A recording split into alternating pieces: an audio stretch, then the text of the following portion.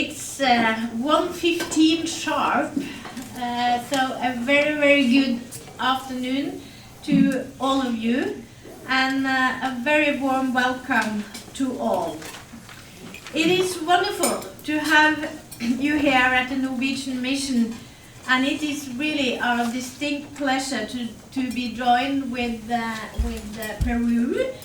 We will also be joined by the Tunisian ambassador, but also with the global initiative, because we are all co-hosting this very, very important event. I would in particular want to commend Peru for their efforts in ensuring the inclusion of this issue on the Security Council agenda. Through the July open debate and consequent Council adoption of Resolution 2482 on the linkages between organized crime and international terrorism. Their excellent work has given us a platform for our discussion today. And thank you once again for joining us at this meeting. Dear colleagues, networks like ISIL and Al-Qaeda continue to depend on the external financing to run their organizations, to recruit fighters, buy weapons, spread propaganda, and move across borders.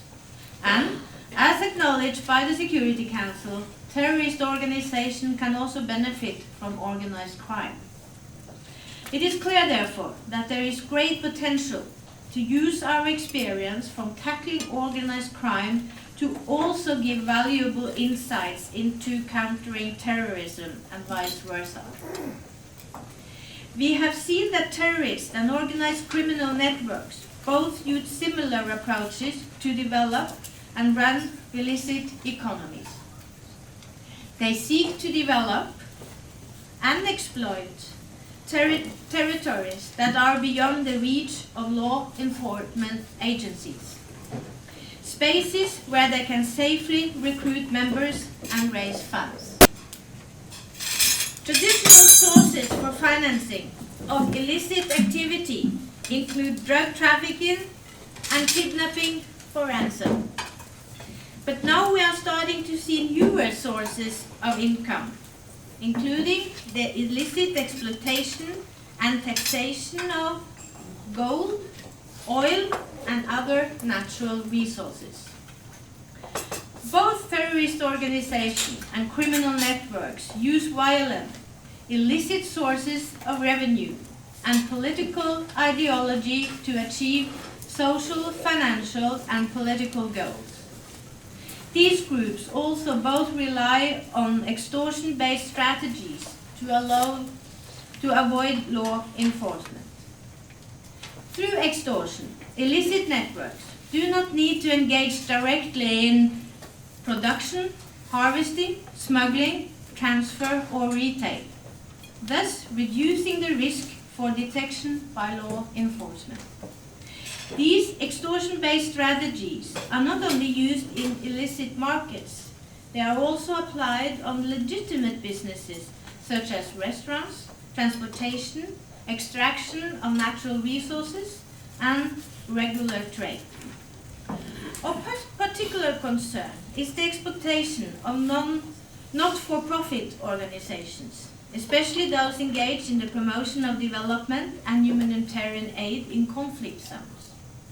This form for extortion not only diverts resources away from those who need it most, but necessitates the strict enforcement of global anti-money laundering and terror financing regimes in the humanitarian sector, which can have the unintended consequences of making the important work of these organizations do more difficult or sometimes even impossible. Colleagues, overall, we know that international cooperation is crucial in combating these concerning developments, and we need effective coordination.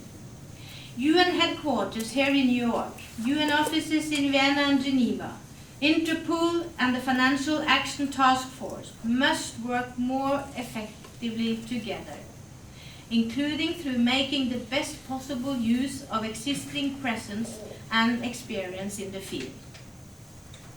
As I have laid out, many aspects of these global security challenges are closely connected. They often exploit similar resources and use similar tactics. There is a wealth of untapped experience from both the counter-terrorism perspective and the transnational organized crime perspective that could be transferable between these two distinct situations. We also need good research and dedicated journalists, and we are pleased that later we will hear more on this aspect from Mary and Laura. Your contribution and the contribution from your sectors is essential for a knowledge-based approach.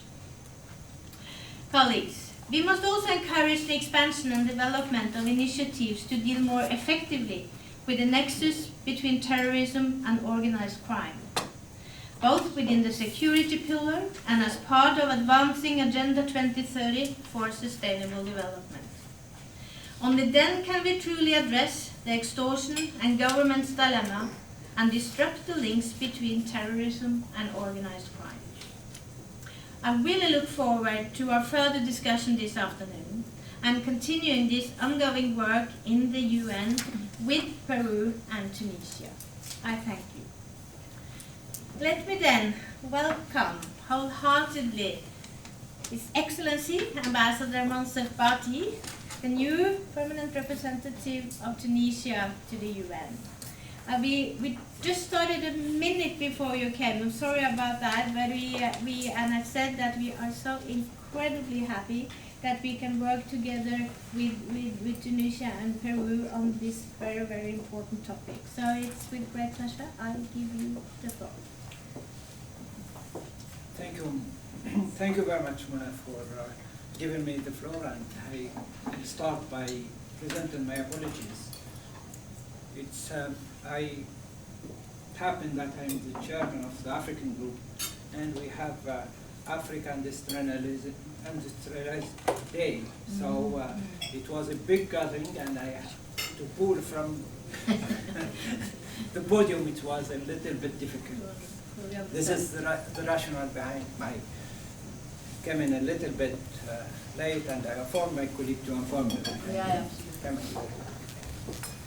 Excellencies, ladies and gentlemen, at the outset I would like to express my appreciation to the cooperation with Peru and Norway, as well as with the Global Coalition Against Transnational Organized Crime for the organization of this important side event on addressing the extortion and governance dilemma.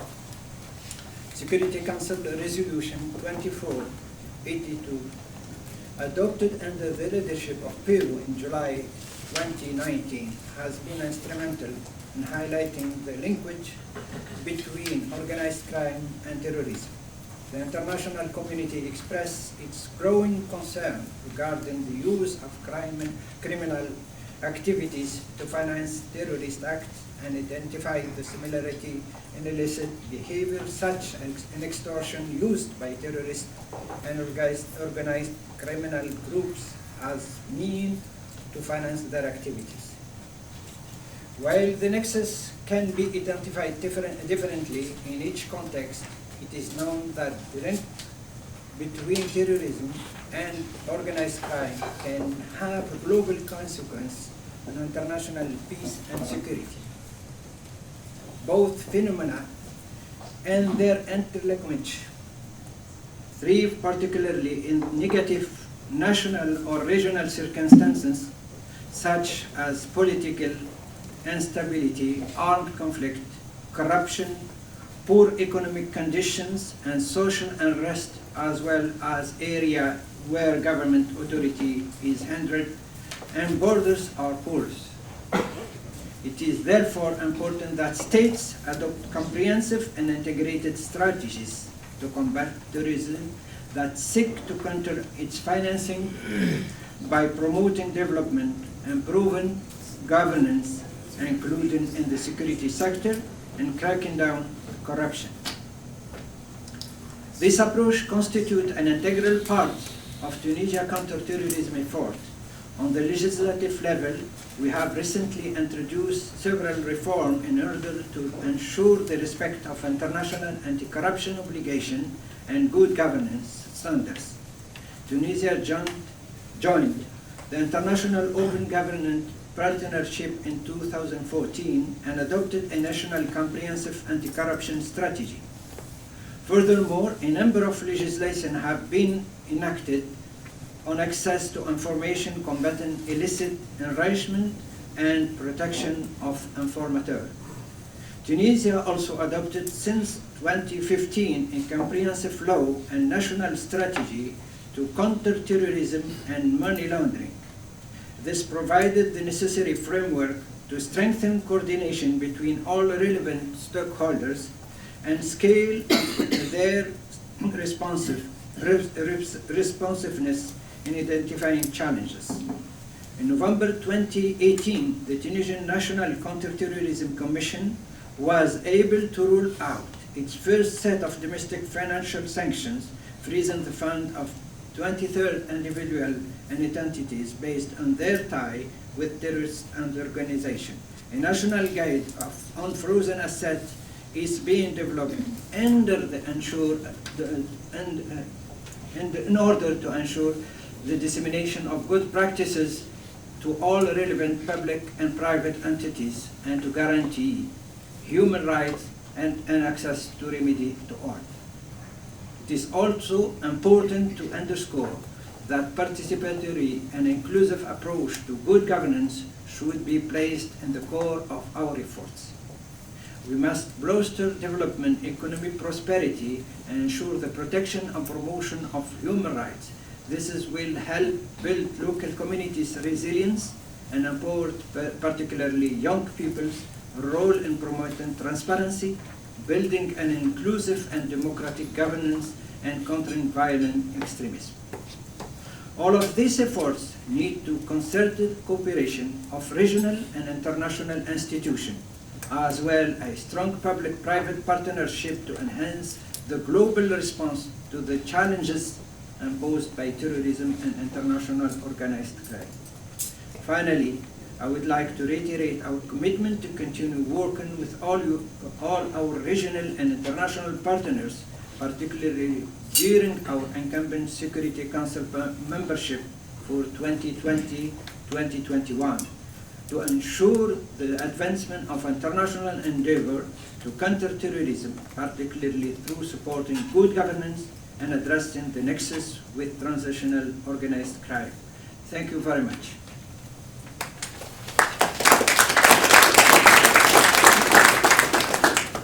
Thank you, Ambassador.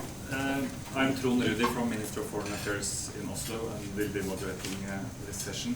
I should make you aware that we are filming the event. It's not live stream, but it's filmed.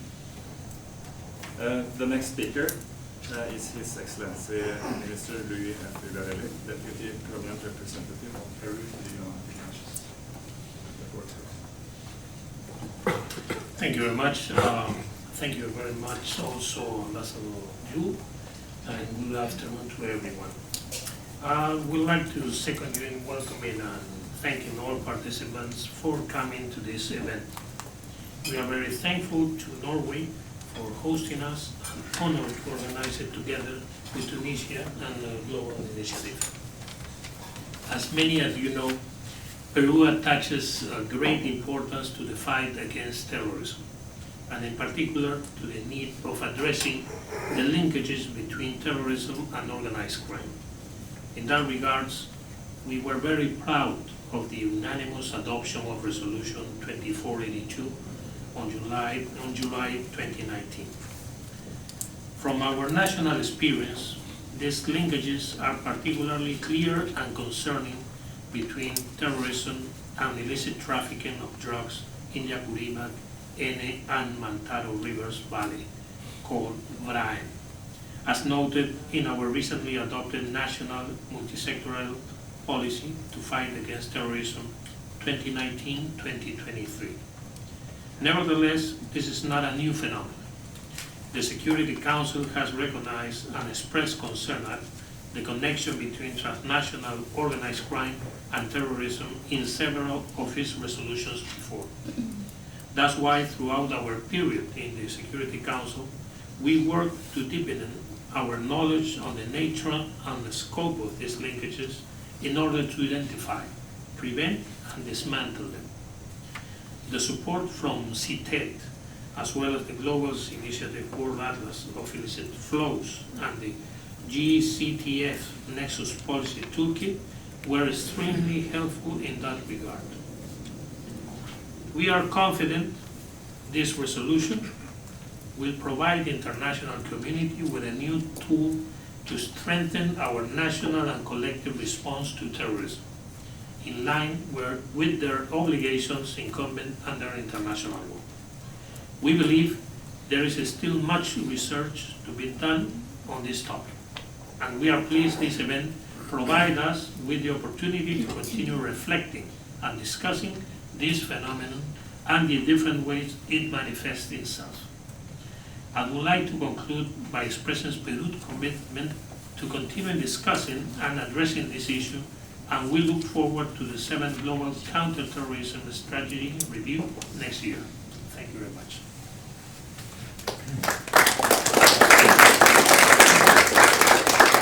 Thank you very much, Minister Ugarelli.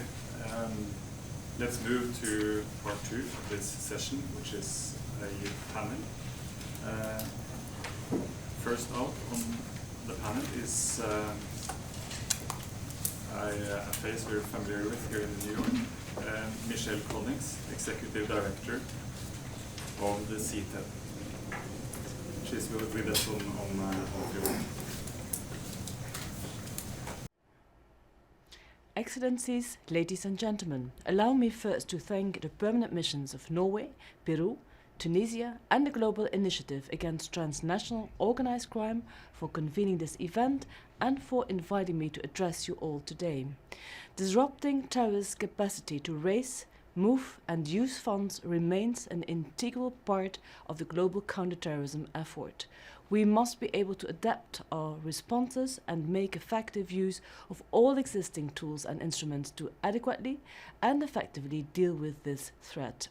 In addressing the links between organized crime and terrorism, we must be careful to avoid generalized responses, because of course the situation varies greatly from region to region. However, we must also take advantage of strategic opportunities to enhance synergies in member states' responses to terrorism and its financing and to organized crime. Terrorist groups have become increasingly involved, whether directly or indirectly, in a broad range of criminal activities. Those activities may include trafficking in arms, drugs, in persons, illicit trafficking in natural resources, or extortion, as specifically noted by the Secretary General in his 9th report on the threat posed by ISIL. Mindful of these evolving challenges, the Security Council has over the past 5 years expressed growing concern that terrorists may benefit from organized crime, whether domestic or transnational. The Council has therefore supplemented its long-standing focus on terrorism financing by efforts to better understand and tackle the linkages between international terrorism and organized crime. Most notably, Security Council Resolution 2482 of 2019 is fully dedicated to the linkages between terrorism and organized crime. The resolution also identifies a series of measures that states are called upon to take, including to intensify and accelerate the timely exchange of relevant operational and financial intelligence, and to strengthen international and regional cooperation on this matter. In support of the work of the Counter-Terrorism Committee, I've made this issue one of CTED's main priorities over the past year, in addition to organizing a dedicated open briefing and joint special meeting on this topic. My office published in February this year a study on the links between human trafficking, terrorism and terrorism financing. And in May 2019, CTED contributed to the high-level conference that resulted in the adoption of the Dushanbe Declaration. The declaration renews the commitment of the participating member states to prevent and counter the financing of terrorism through organized crime. Excellencies, ladies and gentlemen, the adoption of Resolution 2482 was an important milestone, but we must continue to strengthen our efforts to ensure its effective implementation. Our discussions today are a further manifestation of those efforts. CTED continues to engage closely on this issue, building on its strong partnerships with other UN entities and regional and international actors. My office recently contributed to the effort of the GCTF to develop good practices and recommendations on criminal justice responses to the links between organized crime and terrorism. We also continue to fully integrate a discussion of those links in our dialogue with member states on behalf of the committee, whether during our assessment visits or within the framework of technical assistance facilitation. We have observed that some states are increasingly aligning their national strategies to counter terrorism and to counter organized crime, including by strengthening institutional synergies. Others have established integrated investigative units. We have also noted that some states face significant trafficking threats in areas where insurgent or terrorist groups are operating. There remains, however, a tendency for states to address these threats separately. We must remember that there is no one-size-fits-all approach. States' responses should be proportionate to the identified criminal or terrorism risks. However, by developing a more concerted approach in combating terrorism and organized crime, we can ensure a more effective national and international response to both these scourges. On the basis of its continued and close interaction with member states on behalf of the committee, CTED will make a substantive contribution to the Secretary General's report to be prepared next year pursuant to Resolution 2482. And CTED stands permanently ready to engage with all concerned stakeholders to assist member states in their efforts. I do thank you. Thank you. We are very pleased to have a Global Initiative as a co-host at this event. The Global Initiative is a long-standing partner for us, doing a lot of operational research. We have two speakers from the Global Initiative. The first is Ms. Laura Adal. She's a senior analyst at the Global Initiative against Transnational Organized Crime. Laura provides research for a number of Global Initiative projects, analyzing a diverse range of organized crime flows across the world. Her current focus relates to organized crime in Africa. Prior to joining the Global Initiative, Laura worked for the United Nations Office on Drugs and Crime at the Terrorism Prevention Branch in Vienna. Laura, please. Good afternoon. Can you hear me? Good afternoon, everyone. I think it's working. Here we go. Okay. Thank you for having me. I wanted to speak a bit today about the Islamic State, the rise to power, and their enduring presence despite the elimination of their last bit of territorial control earlier this year. Their existence and durability, I would argue, is directly related to their financing structure, which really mirrors that of a criminal group rather than a terrorist one. Created in 2014, ISIS operates really within a scheme of duality. Their aim, espousing the creation of a caliphate and seeking universal leadership of the Muslim community worldwide, really falls squarely within the terrorism category. Despite the lack of a consensus on an exact definition of terrorism, there is general agreement that when we refer to terrorism, we're looking at claims and actions that are primarily driven by ideology, at least in name. And at the same time, ISIS's call to violence and extremist views could not have garnered so much widespread support and influence without something a little bit more practical than ideology, i.e. money. And when we look to how ISIS funds itself, how it became the most potent terrorist group in the world, we see that their dangerously successful campaign is fueled by traditionally what we like to think about as criminal activities. At its height in 2015, it was estimated that the group generated around $6 billion US. That is approximately the equivalent of the GDP of Liechtenstein, and more than that of Togo, Sierra Leone, and South Sudan, among other countries. In 2015, it was estimated that the group employed 30,000 fighters, including 19,000 of which coming from over 90 foreign countries, who were reportedly paid between $350 to $500 US a month. That's a total monthly bill of around $10 million. The group has also sought to bolster its appeal by providing public services, including electricity, to the people who live under its territory. And this, of course, also costs money. Since 2012, the group has produced sort of annual corporate reports outlining numerical information on their operations, almost as if in a bid to encourage potential donors, but also functioning as if it were a legitimate state authority. According to a 2015 study by the FATF, ISIS's 5 primary sources of revenue in ascending significance are as follows. 1, fundraising through modern communication networks.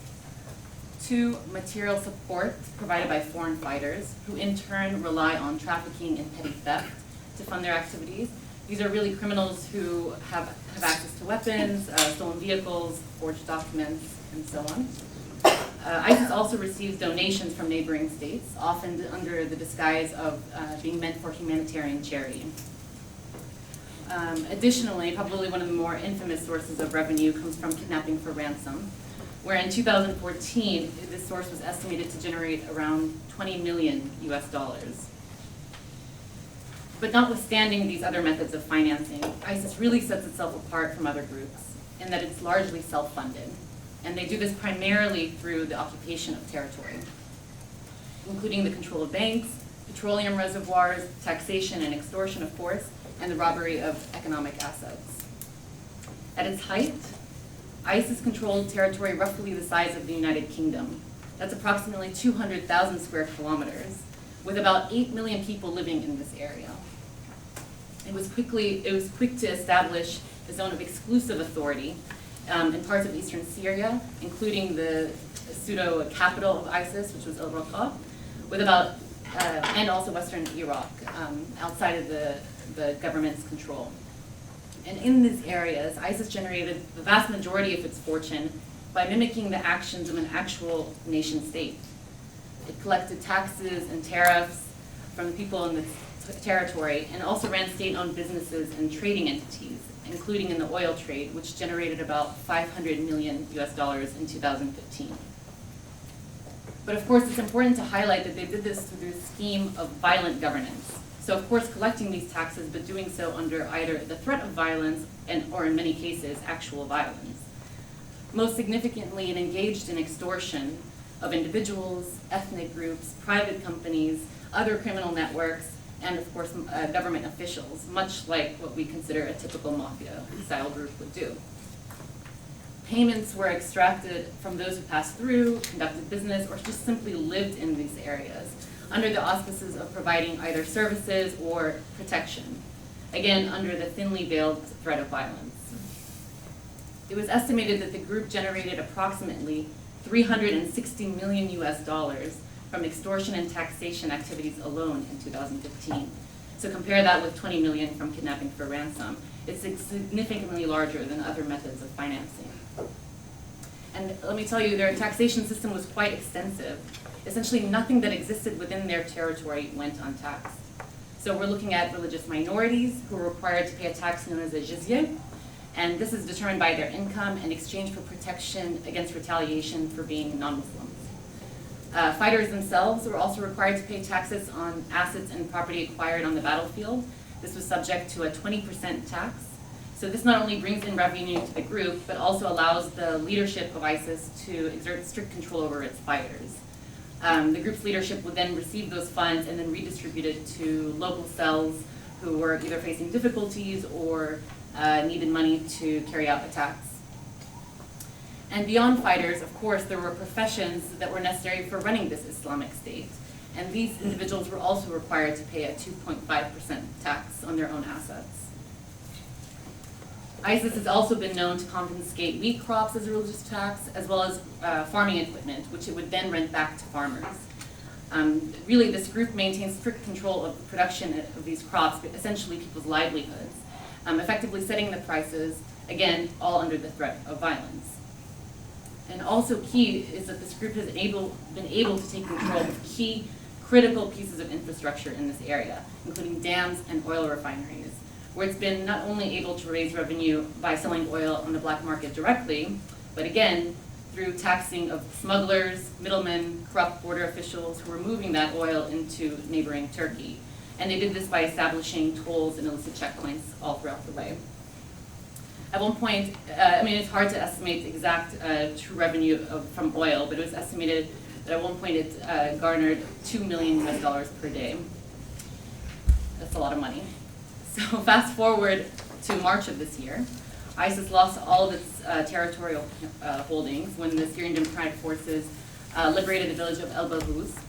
We also saw just last month, al-Baghdadi, the leader of ISIS, was killed. But these setbacks are not necessarily impediments to ISIS's continued money-making activities. And I would argue that clearly the group still has retained its financial power. The decline in taxation and extortion of local populations in their once controlled territory could lead this group to seek new revenue streams towards direct involvement in criminal markets, such as drug trafficking, at least until territorial control is once again regained. It's also been reported that ISIS's surviving leadership has smuggled as much as $400 million outside of Iraq and Syria, and used it to invest in legitimate businesses. So we now see this potential shift from sort of typical mafia-style extortion to more direct involvement in criminal activities. I'd also like to note that this lack of territory means that there's no need to offer any more public services to the local population. So this also in turn frees up operation costs and allows them to carry out more attacks. As I've mentioned, ISIS has a diverse funding portfolio and it can engage in financing activities that don't necessarily require territory, including extortion of groups that are living on the edges of government control. It's been reported that ISIS has collected personal data from local populations that include detailed information on their assets and their income, as well as the addresses of their extended families. So this critical intelligence on the population provides this group with even more leverage for intimidating and extorting civilians, allowing it to replenish its cash reserves in this process. So what do we do in the end? Well, traditionally the international framework against terrorist financing looks at anti-money laundering, which is much more focused on the formal banking system. And of course, this enforcement of this scheme should still be maintained. But this framework alone misreads how ISIS makes its money. The group's crux really lies within local economies, outside the scope of the classic international financial system. And this localized financing, which exists outside the formal system, has not really yet been adequately addressed by the international community. So what do we do about this?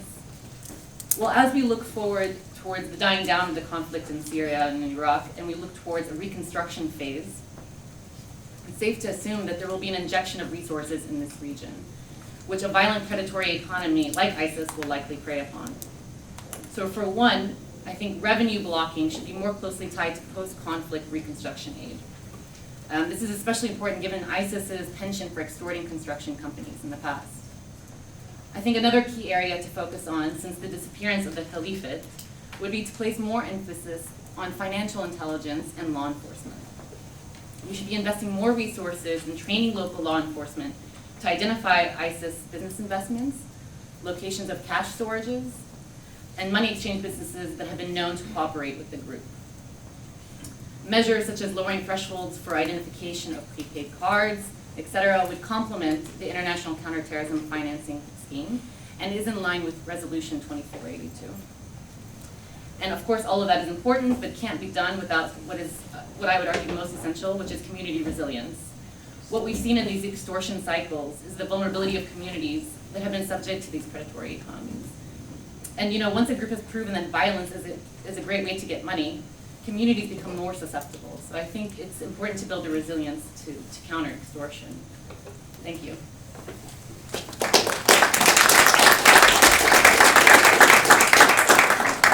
Thank you, Laura. And Mark Shaw is the director of the Global Initiative Against Transnational Organized Crime. He previously held the National Research Foundation Professor of Justice and Security at the University of Cape Town, Department of Criminology, and is currently a Senior Associate of the London School of Economics International Drug Policy Unit.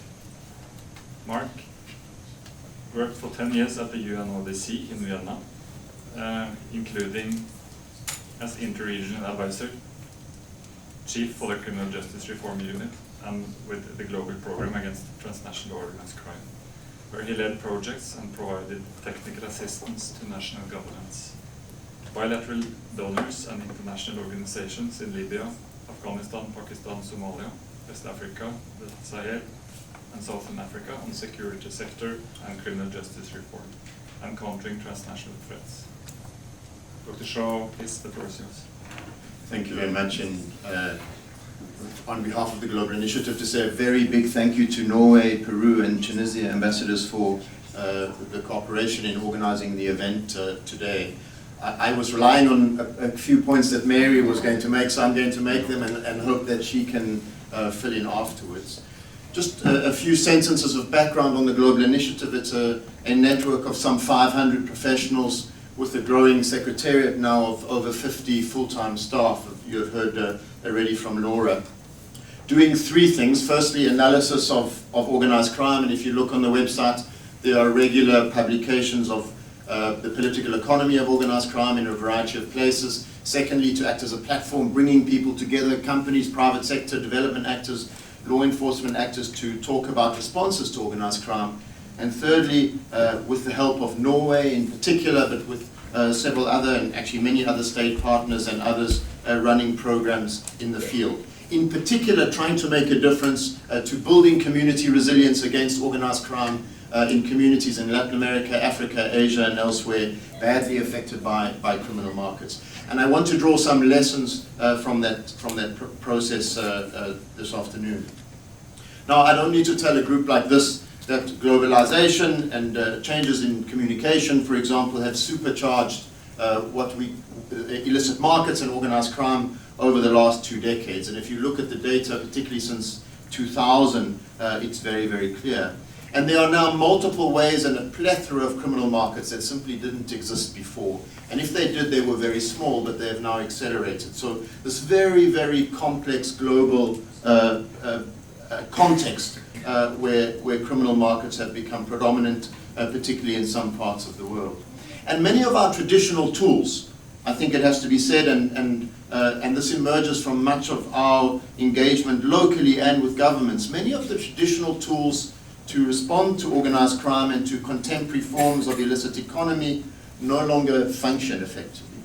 And there really does need to be a rethinking and a redefining of the phenomena to take forward an institutional response. And that includes both the degree to which state actors themselves are involved in organized crime, but also complex topics like the one we are addressing today, that is the linkage between organized crime and terrorism. Now, I don't want to get into any of the definitional issues that I know are considered and have been considered in the New York discussion. But what I partly want to reflect on, as I have said, is some of the lessons from our own engagement with communities, in particular communities living under forms of criminal governance. Now, you've heard from Laura, and I hope, if technology allows, from Mary, about descriptions of how particular criminalized or terror groups raise money on the ground, including through the use of extortion. And what's been described is essentially how groups exert control over people's lives and how they use violence to exact taxation and protection payments. Now, of course, these are terror or ideological groups to some degree, but that behavior is a classic mechanism too of mafia-style criminal groups or gangs, namely extortion, as we have said. And extortion is actually quite a complex phenomenon, and there's much to be said about it, and I want to try and unpack it a little bit, as well as its cycle and some of the responses that may be effective. But it's one of the hardest crimes in the long term to resolve, and it's very, very hard to eradicate from communities once it begins. For extortion to occur, what must universally be present is a body of people with the ability and the demonstrated willingness to inflict violence or the threat of violence to make sure people pay. And so by definition, extortion is therefore a violent crime based on a form of terror. It relies on periodic, often symbolic forms of violence to ensure compliance and to demonstrate what the system is capable of. And in the communities where we are working, individual killings, assassinations, very symbolic killings are very often, or assassinations are very often part of extortion economies. Contemporary terrorist groups, as you have heard from Laura, have proved themselves to be phenomenally potent and indeed effective extortioners themselves, demonstrating their ability to control land, hold entire urban populations hostage, and generating millions of dollars in revenue. And as was mentioned, we completed, along with Interpol and another partner organization of ours, the Norwegian Center for Global Analysis, the World Atlas of Illicit Flows. And we estimated that the levying of protection taxes over both legitimate and illegitimate enterprise equaled about 17% of the total income flowing from terrorist groups. As another example, recent reports of living conditions in Taliban-controlled areas in Afghanistan has found that extortion, coupled with kidnap for ransom, has become pervasive. And that's arguably a historical phenomenon too, but not only does the Taliban fund itself through a 10% cultivation tax on opium farmers to the scale of some 100 to 400 million US dollars a year, but also taxing mining sites to the effect of around $50 million. And the head of the Afghan electricity company has estimated that the Taliban is earning more than $2 million a year billing electricity consumers in lieu of the state. So extortion can be present in both legal and illegal markets and is always perpetrated by violent actors. And different forms of extortion exist on our own engagement in communities across the globe, experiencing this at either a micro or more macro level. And intuitively, these often mirror the role that states provide, the provision of taxes and then the promise of some sort of service in exchange. And I think that's one of the key points about extortion, is that it undercuts and erodes the legitimacy of the state. Now, there are many types of extortion, but I want to point to just three, and these overlap. The first is protection, and from an organized crime phenomenon, it is particularly important. That's where violent groups demand a payment in return for protection from a threat, and very often that's the threat they themselves provide. Secondly is tax, as Laura has said, and that's the regular payment or a flat fee payment on a percentage of turnover from businesses and entrepreneurs. And in my own work on extortion in several places, those tax payments are often calibrated exactly so that companies never prosper, but they never die either. And so they really are an effort to erode forms of entrepreneurial economic growth which communities need to continue to prosper. And thirdly, and Laura mentioned this too, these are tolls where fees extracted for goods passing through a certain territory, crossing a border or access point, or using infrastructure or certain services. The classic roadblock through the movement which taxes both legal or illegal goods. In 2019, we completed a report on extortion globally, but also focused on Central America, including the Maras and Barrias street gangs with Norwegian support and Canadian support. And you can, what is described in that report is extremely similar experiences from people living in gang-controlled areas. In El Salvador and Honduras, territorial gang extortion constrains every aspect of people's lives. Gangs tax illicit and illicit businesses. They tax street vendors, fishermen, multinationals, children passing through roadblocks on their way to school, factory employees, etc. And in Italy, for example, extortion historically has been a means of coercion and control. And while lucrative, the system, to emphasize, is much more than just making money. Extortion creates power over the players who are then pressed into aiding or concealing more lucrative crimes than the criminals themselves. So extortion is not only a financial extraction mechanism, it becomes a form of criminal governance. And more troubling is those that pay or receive services from organized crime in exchange for fees, becomes quite a set of complex transactions. You can stop a competitor business from opening, workers are discouraged from unionizing or being mistreated, And so the extortion economy has a set of unintended consequences in many societies and leads to distortions in both licit and illicit markets. Again, to emphasize this point, which I think is a key theme around understanding the crime of extortion, is that it's not only a tax or a tithe, but it's a tangible and repeated manifestation that the governance of a group is accepted and being imposed. And by leveraging fear and reprisals and calculated and targeted violence or terror, a group is able to impose their rules, their justice, their right to dictate the daily order of people's lives and businesses. And when any actor, be it terrorist, criminal, or state, can demonstrate an ability to regulate business transactions, arbitrate disputes, enforce contracts, and extract revenue, that actor or authority becomes recognized as a source of authority in a particular geographic area.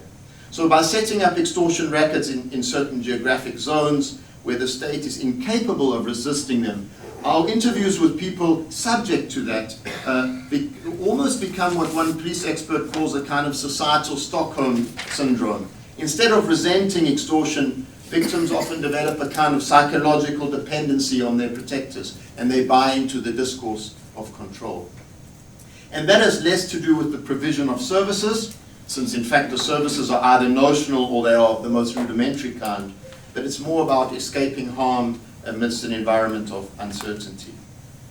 And while protection and extortion economies persist over time, this translates into a legitimacy that makes both terrorist and criminal groups challenging to remove, even when they may have been militarily overwhelmed or territorially displaced. Their authority, their legitimacy, and their capacity to govern by violence and fear persists.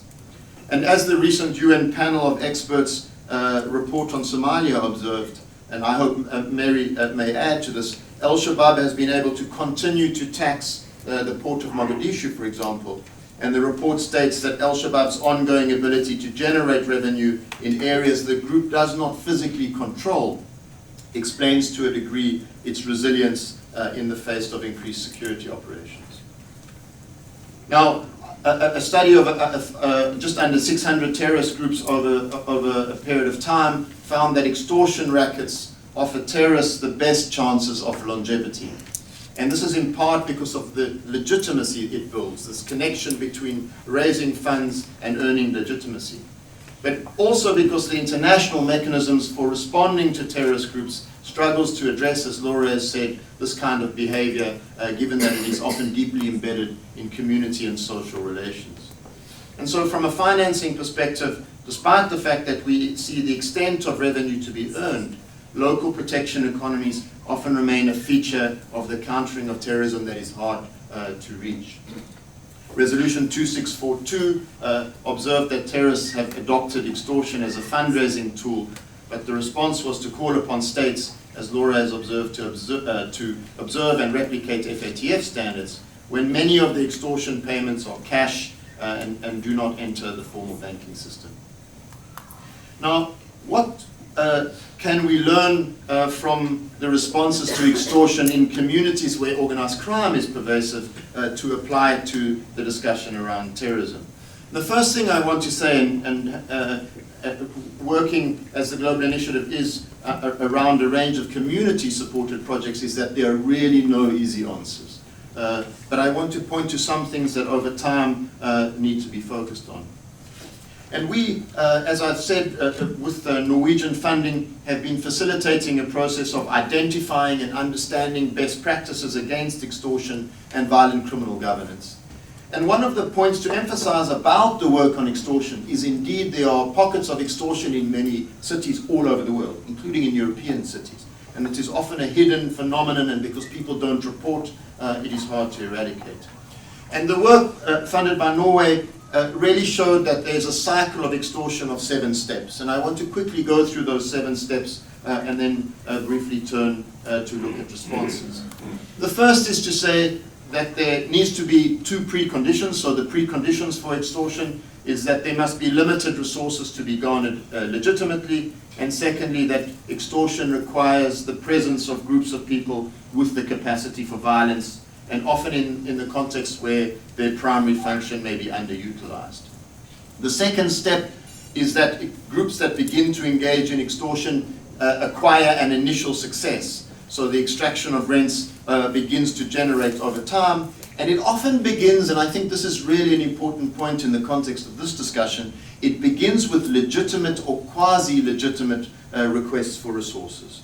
And so that's often why vigilante groups arguing that they are protecting communities often evolve into extortion groups over time. So as systems evolve, citizens and local businesses become accustomed to making financial contributions. They are levied on an extraordinary basis, firstly once-off payments, and then they become normalized standing tax over time. And war taxes, political party subscriptions, religious tributes, tolls along roadblocks, etc., all become part of the first steps of long-standing extortion economies. The third step, identified by talking to lots of groups both engaged in extortion and also communities subjected to them, is that extortion, when it becomes more sophisticated, is closely linked to what we call sustaining group identification. And criminals, and indeed, as Laura has described, terrorist groups as well, use extortion as a means to control territory, power, and influence by infiltrating the legitimate economy and restricting the activities of rivals. And to practice extortion systematically, the group extorting requires a clear identity so that they can apply pressure. And the simple point is that when one or two individuals come round to you in your business to ask you for payment, you recognize that they are representing something bigger, that if you do not pay, you'll be subject to targeted violence. So this identity aspect of the extortion economy is what transforms it into a socio-economic and embedded phenomenon and a form of control and governance that then becomes increasingly difficult to eradicate. And I want to suggest that that's why extortion is particularly well suited to terrorist groups seeking to build both their prestige and their territorial control. The terrorist affiliation creates fear immediately, and it also explains why terrorist groups benefit from switching their affiliation to new brands which have a particular form of leverage to raise money in particular geographic zones. The fourth layer on extortion economies, we have termed expansion and emulation, and that's when extortion economies move, and you can see it from the data quite clearly, from relatively contained areas or specific geographies, and as they become more successful, expanding within urban areas and further afield. And so this idea of expansion from zones of control to other places where governance is weak is key to the growth, identity, and dominance of extortion economies. And Islamic extremist groups in the Sahel, for example, have both historically proliferated and fragmented, and all of these have been primarily funded by the taxation of illicit flows, beginning in smaller toll-seeking categories, as I've tried to outline, and then moving to a range of other both legitimate and illegitimate economies. The fifth level is on competition and disruption, and from a policing perspective, as a result of our analysis, this becomes a hugely important place for states to intervene. That extortion economies often generate competitors into the business, and there's often open conflict around particular extortion economies. And in several of the examples that we have looked at, and I think this applies also to places where terrorism grows, is that democracies or economies in transition, particularly where there's been accompanying forms of security sector reform, are particularly vulnerable to the rise of extortion because there are violent actors, reservoirs of people who have the capacity for violence but no longer have effectively an ability to raise or supported by forms of funding. The sixth level is competition and disruption. I won't say too much about that, but by this level there's a parasitic and symbiotic relationship with victims, the continuous use of extortion over time. People have become accustomed to the extortion economies as the cycles begin to grow. And finally, institutional affiliation in extreme cases, even when the state manages to reassert its governance, the extortion economies remain. Partly, as I've illustrated in the case of Somalia, but in many criminal cases too. So it is very important, I think, to recognize that extortion is a long-standing and key, a long-standing and difficult to eradicate crime. To conclude, I think there's really 3 points to highlight from our perspective, given the discussion around the Security Council. First is that while it may have been acts of terrorist violence that raised the profile of a group on the Security Council's agenda, it's often criminal behavior that make such groups powerful and long-lived. And protection and extortion sit at the root of this, and the greater emphasis or a greater emphasis on this particular crime is required. Secondly, while definitions continue to challenge our understanding conceptually of what is going on, it must be concluded that groups that adopt criminal behaviors are often by definition criminal, and a range of additional tools, including the UN Convention Against Transnational Organized Crime, can be applied in such cases. And thirdly and finally, Laura has mentioned this, but civil society engagement is critical in this process. Building the engagement or the resilience of communities to respond to extortion, to respond to forms of criminal governance is critical, not only in the context of criminal governance by organized crime groups, but also by groups that perpetrate terror. Thank you very much.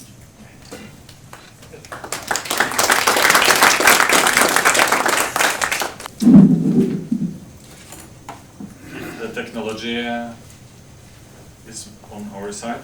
We should have with us from London, Mary Harper, the BBC Africa editor.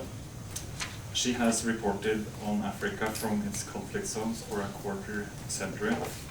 The author of Getting Somalia Wrong, she has served as an expert witness and advised the European Commission, NATO, British FCO, and the UN on the Horn of Africa, and contributes to The Times, The Guardian, and The Economist. Reporting on Somalia for 25 years, Mary Harper has gained extraordinary access to members of Al-Shabaab, and they in turn have access to her. Her recent book, Everything You Have Told Me Is True, The Many Faces of Al-Shabaab, provides an intimate look at everyday life and within and alongside Al-Shabaab. Please, Mary, the floor is yours. Oh, thank you very much. Good afternoon, everybody, and I hope you can all hear me now that we've sorted out our technological challenges between the US and the UK. I'm going to be speaking about Al-Shabaab, which is a group that I've been studying and reporting on and indeed communicating with for more than 10 years. And I wanted to start by asking all of you to imagine, I'm speaking to you all in New York, and just imagine that I'm there in the place where you live, which is officially controlled by the US government. There's another group there which has such power and such influence that you had absolutely no choice but to pay in order to survive. And if you didn't pay that group the fees that it demanded of you, your business, your home, your family would be at risk of being attacked, of being blown up, being killed. And that is certainly the situation that people in Somalia, including in government, so-called government-controlled areas such as the capital Mogadishu, live in every single day of their lives. And I think it's safe to say that Al-Shabaab, the Al-Qaeda-linked group in Somalia, is the most ruthless, the most efficient, and the most professional tax collector, you could say. That's how Somalis describe it, in the country. It might be more accurate to describe it as an extortion racket, but Somalis themselves do describe it as a form of taxation. And Al-Shabaab is very sophisticated. It has finance, department, it has accountants, it keeps receipts, it keeps meticulous records, and there's documentary evidence of this that has been collected over time. And lots of my friends in Mogadishu and other government-controlled areas of Somalia complain increasingly of what they describe as something that they call double taxation, whereby they have to pay one tax to the municipal authority and then another tax to Al-Shabaab. And this is something that large-scale business people, hotel owners, humble shopkeepers, even rickshaw drivers have to pay fees to Al-Shabaab. And there's been many instances of hotels, for example, being blown up, and it's people sort of assume that it's because there's some high-level government official in the hotel at the time who Al-Shabaab wants to target. But sometimes it's actually because that hotel, the owner has not paid that fee to Al-Shabaab, and the punishment is basically to get your hotel blown up. And there's also been a number of shootings of rickshaw drivers who don't make very much money at all, and those have also been blamed on Al-Shabaab, which has been accused of basically killing people because they haven't paid the money that was demanded of them. And as I heard Mark mentioning, this year, the UN panel of experts who've just issued their latest report, they've identified a new area of Al-Shabaab extortion or taxation, which is at the port in the heart of the city. And that port is run by a Turkish organization, Al-Bayrak. But still, Al-Shabaab has managed to get right into that port, and it communicated with the business people, importers, in April, and it said to them, from now on, you are going to have to pay a tax on your imports. And it also warned them that if they weren't accurate in the description of the goods they were importing, Al-Shabaab would cross-reference this with cargo manifests, because it's managed to get its hands on cargo manifests. And that just shows the degree of that Al-Shabaab manages to get its fingers into pretty much every pie there is in Somalia, whoever is the dominant group in that port. And for example, I visited the port not long ago, and the Turks are very much in evidence. It seems like an incredibly well-run place, and it's quite disturbing to think that Al-Shabaab is operating so efficiently, even in places like that. Another place where Al-Shabaab taxes or extorts from people is in their places of work, including in government employment. I've spoken to a number of people, including one friend who left the United States. He had a safe life there, he had a good job, and he decided to go back home to contribute to Somalia, and he got a job in the government. And almost immediately, one of his colleagues came to him and said, you are going to have to pay a certain percentage of your salary every month to Al-Shabaab. And he told this individual how exactly he should pay this fee. And he pointed out another colleague who was working for the government, who was the person who was collecting that extortion money on behalf of Al-Shabaab. So that once again shows how Al-Shabaab has infiltrated even the very heart of government and has people operating in different ministries. And that particular individual I spoke to basically just packed his bags and left and went back to the US because he was not prepared to live in that kind of a way. Another thing that happens to people in Al-Shabaab areas and also in so-called non-Al-Shabaab areas is that they are approached by Al-Shabaab to pay a zakat, which is the Islamic form of religious tithe.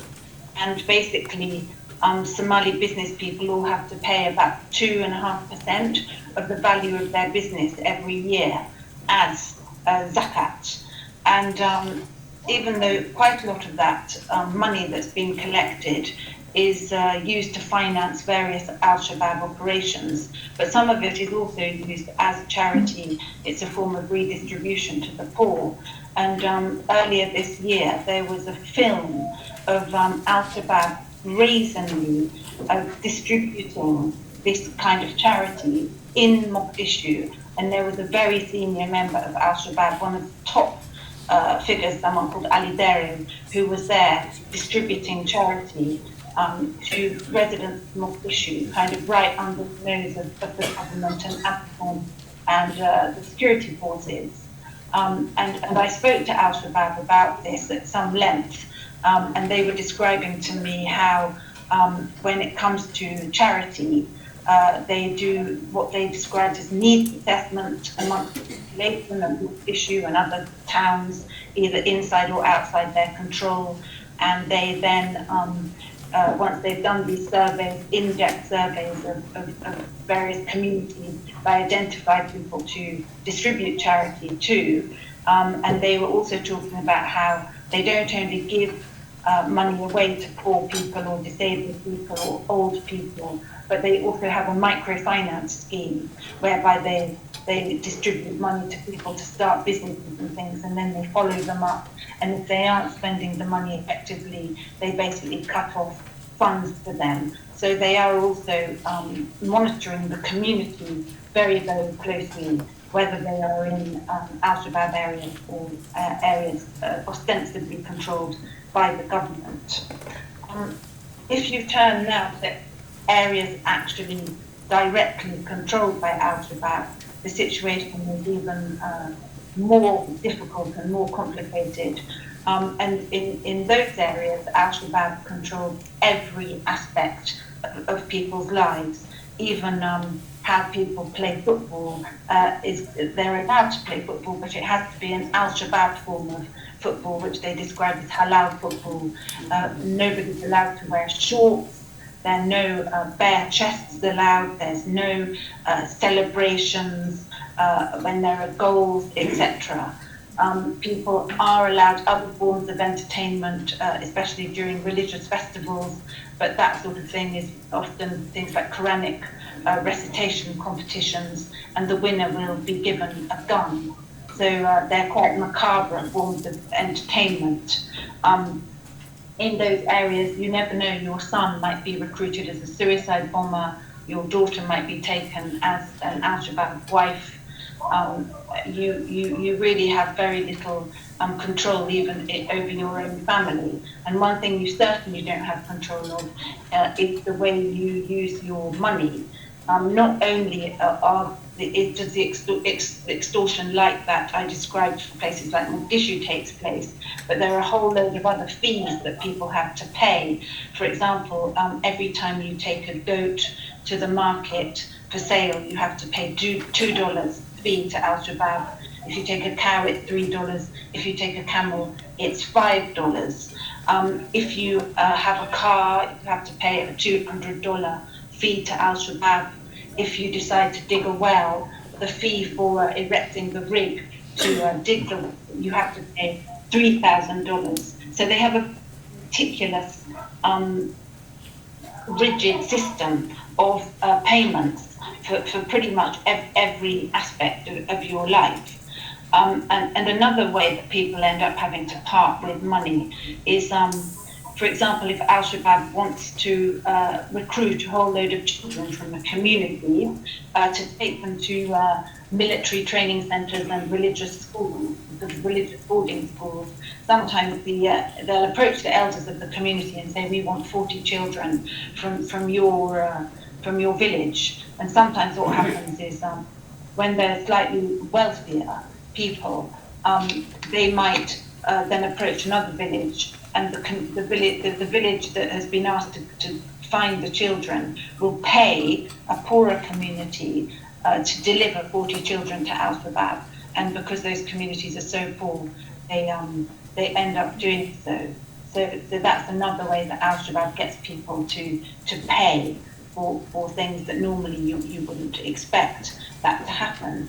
But even though there's this very, very efficient brutal, kind of unforgiving way of extorting from people. Quite a lot of Somalis I've spoken to during the years of research that I've done say they prefer the Al-Shabaab system to the other clan or regional government or federal government systems, because they say that Al-Shabaab is less corrupt, and they quite often give examples of, for example, when you're in Al-Shabaab territory, the first time you come across an Al-Shabaab checkpoint, you will give them money, but you will be given a receipt for that money, and then in all of the Al-Shabaab checkpoints that you come across during that journey, on presentation of that receipt, you don't have to pay any more funds. Whereas if it's a clan or other militia or even a government army checkpoint, you have to pay every time. So they say that Al-Shabaab is preferable in some ways, but also Al-Shabaab is expensive. I mean, for example, if a large truck is traveling through Al-Shabaab territory, it has to pay $1,500 as a fee to Al-Shabaab. So Al-Shabaab is making a lot of money by charging vehicles to transport goods. People in Al-Shabaab territory sometimes say that at least they get something in return for the money they part with, unlike government areas. They say, for example, Al-Shabaab has provided them with irrigation systems, with bridges, it distributes food during hard times. And it also provides a degree of predictability and safety. So some people, even though they're forced to part with their money on punishment of death, they do see that they get something in return for that, and sometimes say that that's more than what the government gives them. Over time, Al-Shabaab has also proved very nimble and resilient in terms of money that it collects. Like there was a period when it controlled ports, especially the main southern port of Kismayo. It used to make like tens of millions of dollars a year from charcoal exports, because Somali charcoal is very desirable in Gulf countries and fetches high prices. After Al-Shabaab lost those ports, it lost that source of revenue, and it was then that it turned really to taxing communities much more heavily, or extorting from communities much more heavily. And it's continued to be able to survive, to be self-sufficient from the revenues that it has raised. But it has also encountered more resistance, especially from nomadic people who really, really resent Al-Shabaab taking livestock from them, especially during times of drought and other hardship. And there have been instances now where nomadic communities have actually risen up against Al-Shabaab violently and fought them off because they simply cannot bear to be parted with their livestock. And so that's quite interesting in terms of sort of community resistance to Al-Shabaab seems to be growing because of Al-Shabaab's methods of extortion. I think that initially people used to think that Al-Shabaab's sources of financing were mainly coming from abroad, from the diaspora who were believed to be sending large sums of money via the Somali remittance companies, or supporters in the Gulf, sympathizers of Al-Shabaab style of religion would be sending money. But now that it's been in existence for a long time, it's been in existence for 13 years, and we've had more time to kind of get to know Al-Shabaab, to get to know people who live in the areas it controls, and they present a very, very different picture of how Al-Shabaab gets money, which is much more a local system of deriving, extorting funds from the community. Of course, it gets foreign funds, but they do not seem to be very significant. And in my view, it's unfortunate that the Somali remittance companies have been punished Can you hear your name, right?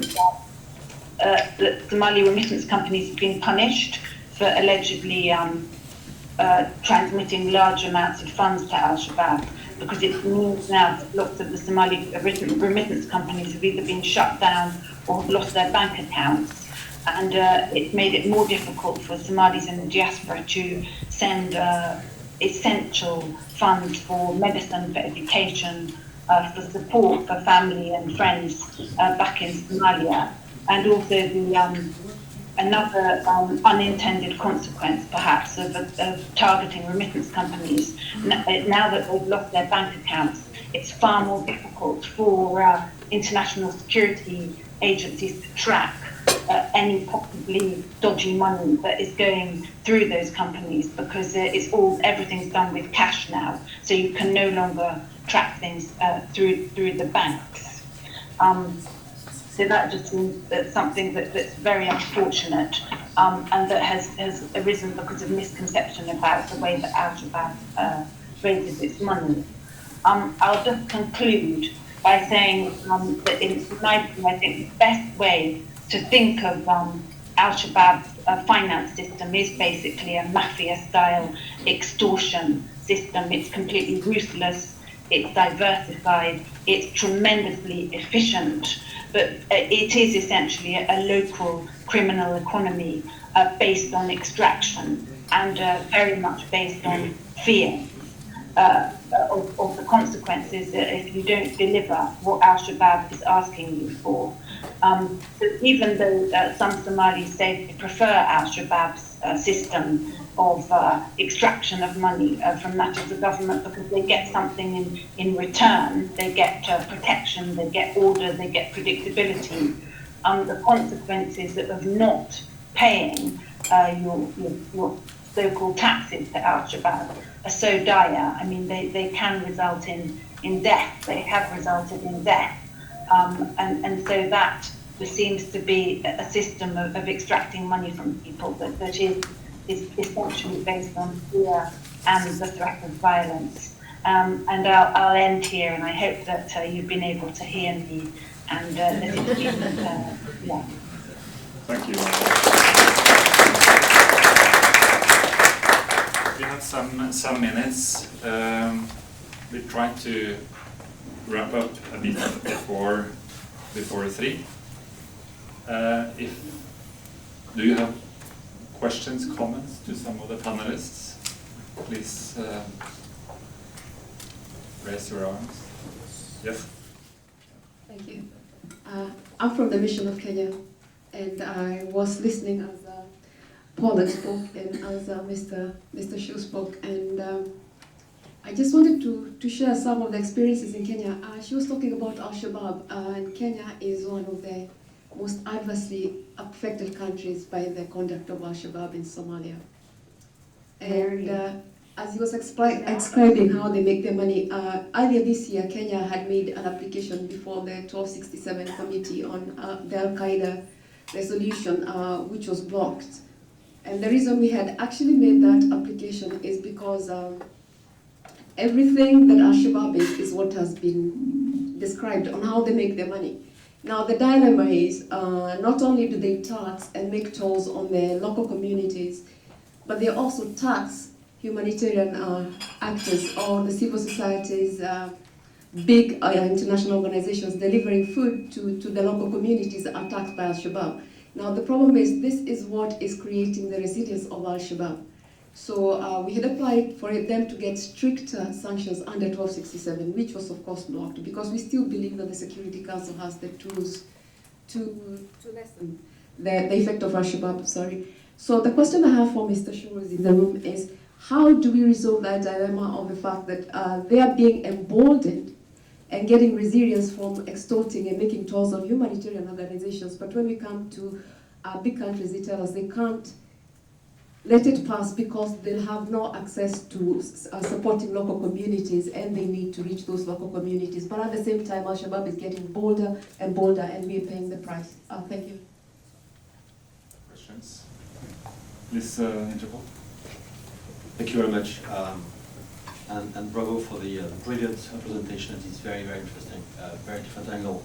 As a citizen, I'm very happy because obviously things are well known thanks to your research, and well said thanks to your reports. But I'm very frustrated as a police officer because with the end of war, which is something like happening right now, is the beginning of investigation. And I'm not sure that the the military to police information exchange is ready to function very well. And I'm afraid that we are going to lose a lot of evidence, a lot of very valuable evidence from the battlefield when it is moved or not moved to a police investigation because the system is not ready. The other frustration I have and I want to share with you is that the nexus seems almost easy to declare, to tell, easy to illustrate, but it's infinitely difficult to prove through investigation. I think there's a need now to go from the press to the academia, which has done its job, to police work. And I think the resolution 2482, which mentioned Interpol, is a strong encouragement to move from research to concrete action.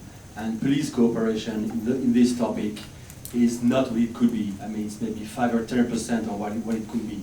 Very few information go to the police system, is shared with the police system. The paradox is that terrorists need weapons, they need transit routes, but it's very difficult for a terrorist to trust organized crime, to trust criminals as providers for support. So I think what we have seen today is that the terrorists become organized crime. So my question could be, should we talk about, should we look for a nexus between organized crime and terrorism, or should we look for a fusion or a criminal practice by terrorists to act as organized crime? Because in terms of policing and investigation, this is a very different scheme. Thank you very much. Thank you. One more question, please. Yeah, good evening. I'm Luigi from the Italian Mission. I'm legal advisor. I'm a judge in profession. 2 points. The first is regards United Nations. The second is Italian experience. As far United Nations is concerned, while the Security Council from 2199 resolution to the latest one is clear in recognizing the existence of the importance of connection between organized crime and terrorism, even with all the nuances and the attention. The General Assembly is not in line with Security Council. I just facilitated GI resolution on crime, and the omnibus resolution on crime, yearly facilitated by Italy. And every year it's very difficult to have all countries on the same side in recognize the existence between organized crime, connection of organized crime, terrorism. Some countries strongly oppose this connection existing, and in any case they accept to come to an agreement to the resolution only with some caveats that in some regions. I tried this year. Peru was very supportive to move from some regions in some cases, because I think all regions are affected by this problem in a different ways, but it was not possible. So I think it's something we have to work for the next year. Coming to Italy, I just want to be positive. Of course, many information, a large part of information received from the speaker today are not new to Italy. The problem of extortion and mafia crimes mafia groups is nothing new for us. We know very well what happened, the territorial control by organized crime, criminal groups, and extortion, and the pervasive attention to. So it's something we know very well. The positive aspect for us is we learn a lot of lessons from that. So our National Anti-Mafia Prosecution Office or Directorate worked a lot in the last 20 years on that, and they established an important database, connected all information about mafia investigation and trials. And this specific information, from the number of a gun to a plate of a car to a wiretapping to a declaration of a person, everything is stored. And when 5 years, 10 years later, you have to check for connections, these basic, simple information sometimes are really decisive. And now the same office coordinating investigation at the national level on mafia is coordinating also national investigation on terrorism. So it's national prosecution of anti-mafia and anti-terrorism. And the methodologies we learn from our past experience, and the information we learn are very, very useful today also to address it. So my push today to the table is national coordination offices are critical. Without having national coordination offices, you cannot be effective at the national level, and you cannot provide assistance to other countries or receive assistance from other countries. So it's something sometimes very simple to start, but very effective. Thank you. Mark, I think you got a few questions, and then I think we can wrap up. So I will be very brief. The question from Kenya, which is very helpful. One thing to recognize is that there's often a symbiotic relationship that develops between extortion economies and people who access them. And that the parallel between the humanitarian payments that you suggest for Somalia is very similar to business districts where people agree to pay, the police agree for it to happen, and there's a kind of symbiosis and unstated agreement between all of the groups involved. I think this is very, very classic for extortion. The only way out of that system, in my view, is for people to stop paying or for individuals to come forward and to break the process. And all of our evidence talking to communities and businesses that are extorted is to break the silence effectively. And that combined with a number of other interventions from law enforcement, etc., is critical to begin to stop not only the flow of funds, but to shed light on the process.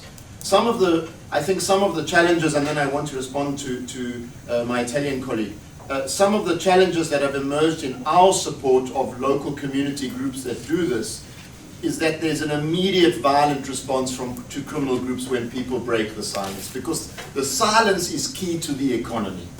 And I wanted to say more on Italy in the speech, but there wasn't time. I think one of the big successes of Italy is not only the response from the state, but also community groups, many of which we have worked with and aligned with No Pizzo, where communities themselves stand up and don't pay. And so this idea that law enforcement initiatives are enough to reverse extortion, criminal governance economies, I think there requires to be a complementary social, business and other response to be able to break the silence. The solutions, yes, these situations may be different, as our colleague from Interpol points out, but some of the solutions are very separate. There are parallels and important lessons, I think, to be learned. Yeah, one point. Yeah. Community start breaking the silence if they can trust authorities. Correct. So it's a circle.